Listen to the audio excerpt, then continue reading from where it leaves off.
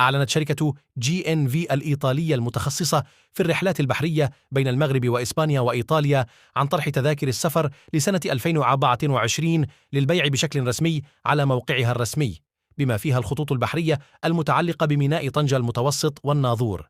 وحسب بلاغ للشركة، فإن جميع الراغبين في السفر على متن بواخرها يمكنهم حجز التذاكر لسنة 2024 من الآن في جميع خطوطها البحرية، من بينها طنجة سات، وطنجة جنوة، وطنجة برشلونة، وغيرها من الخطوط الأخرى.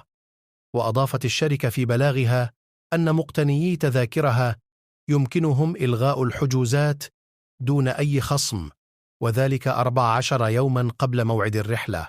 وتهدف الشركة من خلال هذا الإعلان لاستقطاب الزبناء، خاصة أن تذاكر السفر التي يتم حجزها على أوقات زمنية بعيدة تكون منخفضة الأسعار.